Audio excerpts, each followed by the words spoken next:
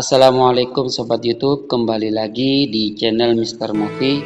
Pada video kali ini Mr. Movie akan menceritakan biografi serta karomah yang dimiliki oleh Syaina Khalil Bangkalan. Nama Syekh Khalil Bangkalan tentu tidak asing di telinga kita, khususnya di Jawa. Beliau adalah salah satu ulama besar di Nusantara. Tidak hanya terkenal karena ilmunya yang luas tetapi juga karomahnya. Ada banyak sekali cerita mengenai karomah yang dimiliki oleh sosok ulama asal kota Bangkalan ini. Bagi kalian yang belum subscribe channel ini, silakan subscribe dan nyalakan loncengnya supaya kalian tidak ketinggalan video-video terbaru dari Mr. Movie. Syaina Khalil terlahir dengan nama Muhammad Khalil pada tanggal 11 Jumadil Akhir 1235 Hijriah atau 27 Januari 1820 Masehi di Kampung Seninan, Desa Kemayoran, Kecamatan Bangkalan, Madura, Jawa Timur. Setelah menjadi ulama besar, beliau akrab disapa Syekh Khalil Bangkalan atau Kiai Khalil Bangkalan. Dari segi nasab, beliau masih keturunan Wali Songo yang terhubung langsung kepada Nabi Muhammad SAW, baik dari sisi ayah maupun ibunya. Adapun Wali Songo yang menjadi nenek moyangnya adalah Sunan Ampel, Sunan Giri, Sunan Gunung Jati, dan Sunan Kudus. Keempat Wali Songo tersebut bermarga azmatkan dan bersambung kepada Sayyid Alawi Amil Fakih bin Muhammad Sohih Mirbat.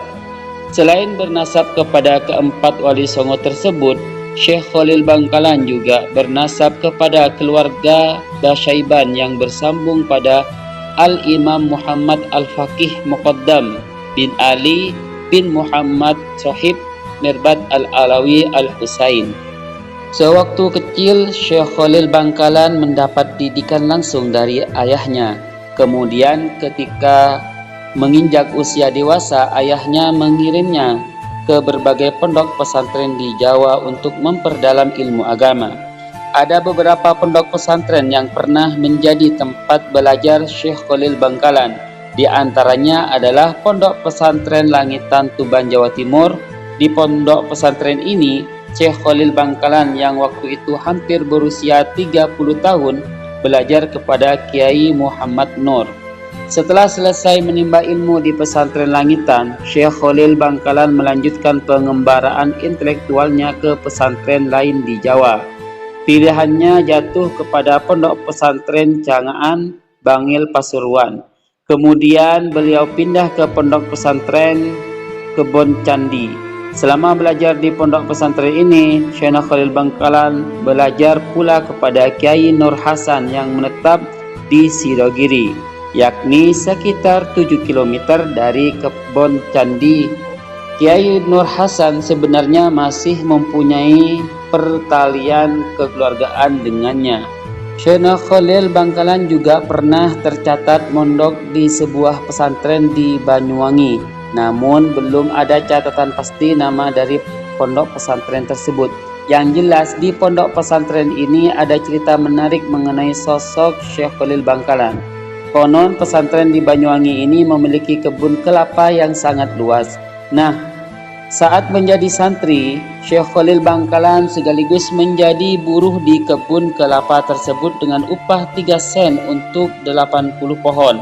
Namun Syekh Khalil Bangkalan tidak menggunakan upahnya itu untuk memenuhi kebutuhan hidupnya sehari-hari, tetapi justru menyimpan seluruh upahnya di dalam peti, lalu dipersembahkan kepada kiainya. Sementara untuk biaya makan sehari-hari, ia menjalani kehidupan prihatin.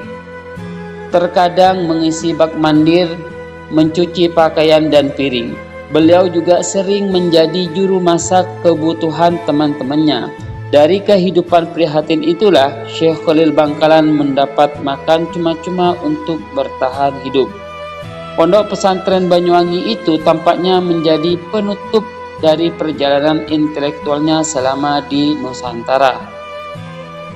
Sebab setelah merasa cukup menimba ilmu di pesantren itu, Syekh Khalil Bangkalan memutuskan untuk hijrah ke Mekah untuk memperdalam ilmu agamanya. dan uang dalam peti yang dahulu dipersembahkan kepada kiainya diserahkan kembali kepada Syekh Khalil Bangkalan sebagai bekal belajar di Mekah.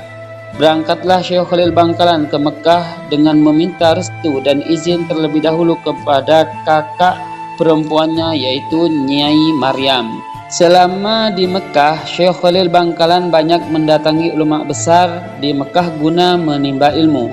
Hal itu dilakukan selama 4 tahun. Cara belajar Syekh Khalil Bangkalan itu pun membuat teman-temannya yang juga ulama besar di Nusantara heran. Perlu diketahui ada 3 ulama besar Nusantara yang menjadi teman seangkatnya di Mekah, yakni Syekh Nawawi dari Banten, Syekh Ahmad Khotib dari Minangkabau, dan Syekh Ahmad Yasin dari Padang. Gaya belajar Syekh Khalil Bangkalan terbilang unik dan aneh. Betapa tidak, untuk mencatat ilmu yang diajari gurunya, beliau menggunakan baju yang sedang dipakainya sebagai kertas. Kemudian setelah pelajaran itu berhasil dihafalkan dan dipahaminya, maka baju itu dicuci sehingga hilanglah tulisannya. Cara ini mungkin hanya dapat dilakukan oleh Syekh Khalil Bangkalan dan merupakan salah satu karomah yang dimiliki oleh ulama asal Bangkalan ini. Adapun karomah yang dimiliki oleh Syekhna Khalil diantaranya berguru dalam mimpi. Salah satu karomah Syekh Khalil Bangkalan yang beredar di masyarakat adalah bahwa beliau pernah berguru dalam mimpi. Tentu saja peristiwa ini termasuk karomahnya karena tidak semua orang bisa melakukan atau mengalaminya. Hanya orang-orang tertentu yang bisa mengalaminya. Menurut cerita, karomah ini dialami Syekh Khalil Bangkalan saat masih muda. Ketika itu ada seorang kiai yang terkenal di wilayah Wilungan, Pasuruan, bernama Abu Darin. Kiai tersebut sangat alim, bahkan kealimannya sudah menyebar ke berbagai daerah lain, termasuk Madura. Kemudian Syekh Khalil Bangkalan waktu itu masih muda. Terbetik di hatinya ingin menimba ilmu kepada sang kiai tersebut. Syekh Khalil Bangkalan pun mempersiapkan segala perbekalan dan berangkat ke pesantren Abu Darin dengan harapan dapat segera bertemu dengan ulama yang dikaguminya itu. Sayangnya saat Syekh Khalil Bangkalan sampai di pesantren Wilungan, ternyata Kiai Abu Darin telah meninggal dunia beberapa hari sebelumnya, tetapi hati duka dengan kepergian Kiai Abu Darin. Selanjutnya, karena tekad belajarnya sangat menggelora, Syekhna Khalil segera sowan ke makam Kiai Abu Darin. Setibanya di makam Abu Darin, Syekh Khalil Bangkalan mengucapkan salam lalu berkata, "Bagaimana saya ini Kiai? Saya masih ingin berguru kepada Kiai, tetapi Kiai sudah wafat." Beliau mendesah sambil menangis. Kemudian Syekh Khalil Bangkalan mengambil Al-Quran dan bertawasul dengan membaca Al-Quran terus-menerus sampai 41 hari lamanya. Pada hari ke-40 tiba-tiba datanglah Kiai Abu Darin dalam mimpinya. Dalam mimpi itu Kiai Abu Darin mengajarkan beberapa ilmunya kepada Syekh Khalil Bangkalan. Setelah bangun tidur, Syekhna Khalil Bangkalan serta-merta dapat menghafal kitab Imriti, Asmuni, dan Alfiyah. Adapun karomah lainnya, tongkat Syekh Khalil Bangkalan dan sumber mata air. Masih ingat dengan kisah Nabi Musa dan yang dikejar Fir'aun lalu menancapkan tongkatnya ke laut dan seketika laut menjadi terbelah? Nah, karomah yang dialami Syekhna Khalil Bangkalan kali ini mirip dengan mukjizat Nabi Musa tersebut. Bedanya, bila mukjizat Nabi Musa itu tongkatnya membelah lautan, maka karomah Syekh Khalil Bangkalan adalah tongkatnya mengeluarkan mata air saat ditancapkan. Sama seperti hentakan kaki Nabi Ismail sewaktu kecil yang menyebabkan keluarnya mata air Zam-Zam. Konon suatu hari Syekhna Khalil berjalan ke arah selatan Bangkalan. Beberapa santrinya turut menyertai. Setelah berjalan cukup jauh, tepatnya sampai di desa Langundi, tiba-tiba Syekh Khalil Bangkalan menghentikan perjalanannya. Setelah melihat tanah di hadapannya, dengan serta-merta beliau menancapkan tongkatnya ke tanah itu. Dari arah lubang bekas tancapan tongkat itulah muncrat sebuah mata air yang sangat jernih. Semakin lama mata air itu kian besar, bahkan karena terus membesar, sumber tersebut akhirnya menjadi kolam yang bisa dipakai untuk minum dan mandi. Di samping itu dipercaya kolam tersebut dapat menyembuhkan berbagai macam penyakit. Kolam yang bersejarah itu sampai sekarang masih ada.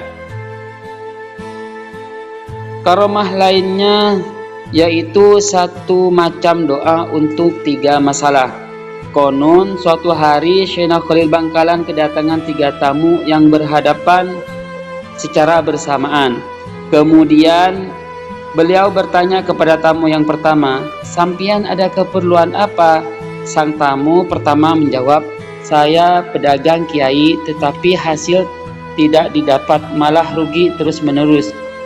Jika kamu ingin berhasil dalam berdagang, perbanyaklah baca istighfar," ujar Syekh Khalil.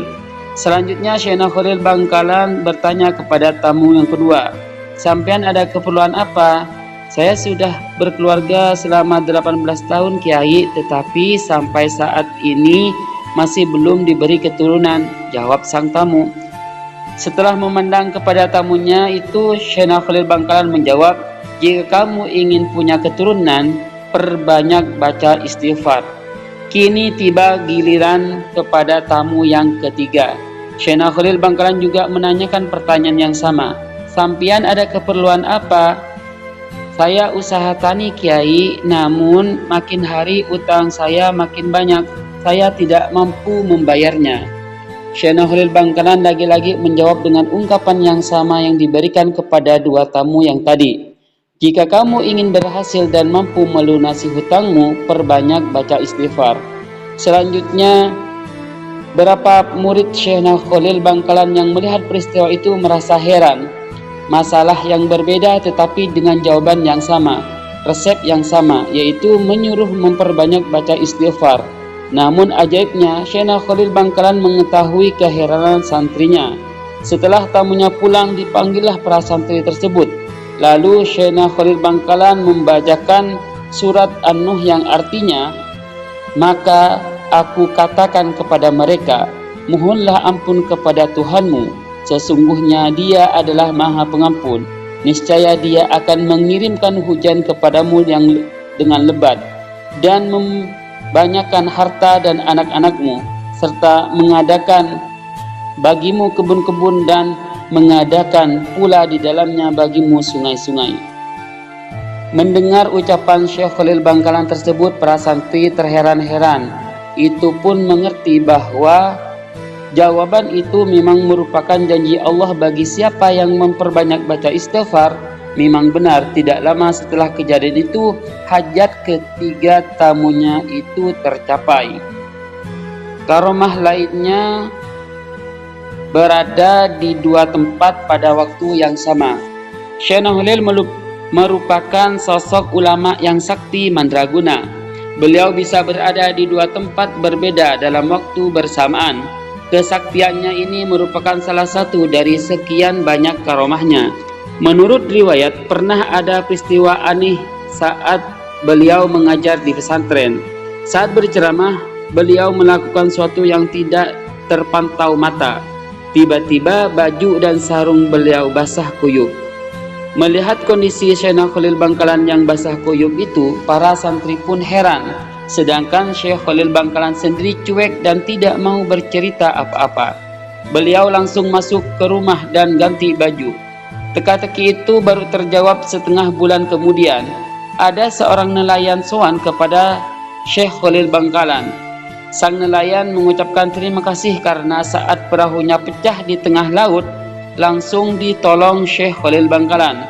Kedatangan nelayan itu membuka tabir. Ternyata saat memberi pengajian, Syekh Khalil Bangkalan dapat pesan agar segera ke pantai untuk menyelamatkan nelayan yang perahunya pecah. Dengan karomah yang dimilikinya, dalam sekejap beliau bisa tiba di laut dan membantu nelayan itu. Karomah lain diantaranya kisah pencuri mentimun tidak bisa duduk. Di antara karomah Kiai Khalil adalah membuat pencuri mentimun tidak bisa duduk.